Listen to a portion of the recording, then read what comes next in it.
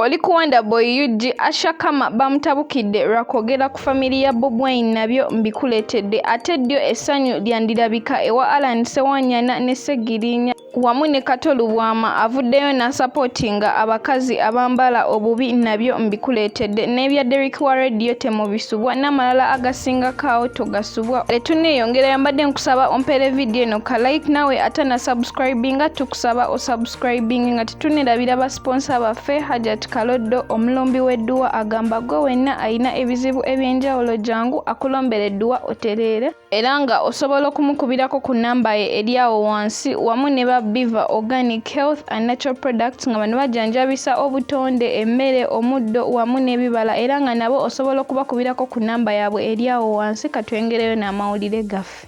Ate ddyo essanyu lyandirabika ewa Ssewanyana ne Ssegirinya oluvannyuma lw'olunaku lwa leero kigambibwa nti bagenda komezebwawo mu kkooti nga bwe twakuleeterako ku mawulire gaffe amakadde nga kigambibwa nti bano ababiri emisango gye baali babasibako tegyali mituufu oluvannyuma lw'abajulizi abaali babalumiriza okuvaayo ne bagamba nti bino byo baabibakaka bukasi. Era nga mu kkooti ewedde omulamuzi yali agambye omuwaabi wa gavumenti aleete obujulizi obumala obulumiriza bano ababiri ng'ate watabuleeta obujulizi ku luno olunaku olwali lumuweereddwa bano bo ababiri Ssewanyana ne Ssegirinya baakuteebwa era katubasabire omukama bambi abayambe olunaku lwa leero basobole okuteebwa.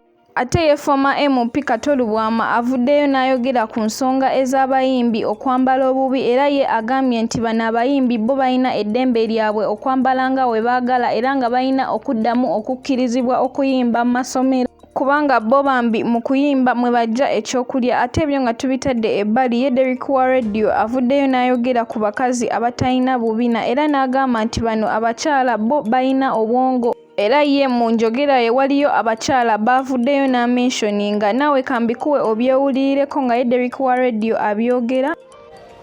Wammambu obulungi bw'omukazi buba bwongo mbwe era akabina kasikiriza batamiivu kitegeeza nti Muna, Phoebe, Usherkarma n'abalala mafi kabina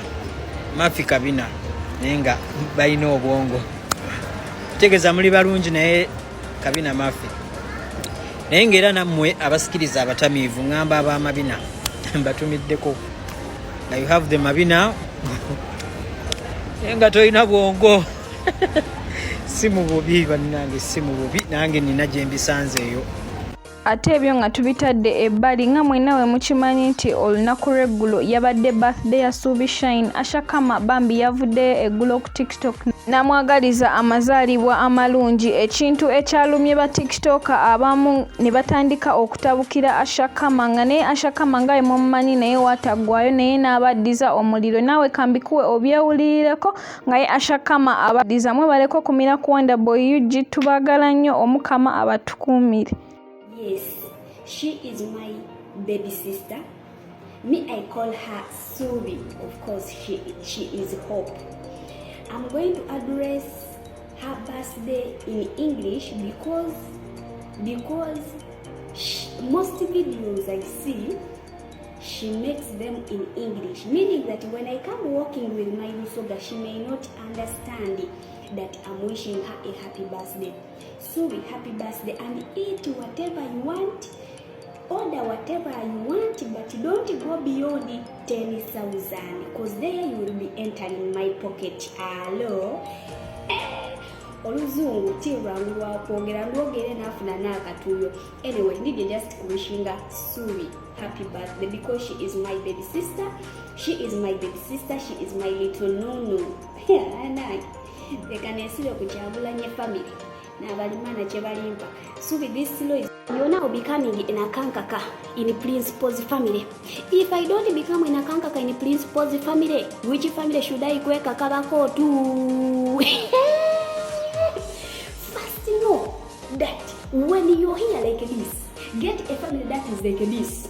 Such that the family comes for you like this, it takes you up along. But some of you, you're here, you are busy going for families that are like this. Kwegamanga, you're the one who's going to pull them. Anywho, I strategized because I said politically, the principal's family, it's perfect. Economically, it's perfect. I looked at the social, it's like this. Education, it's like this. And I talked to myself, I said, come.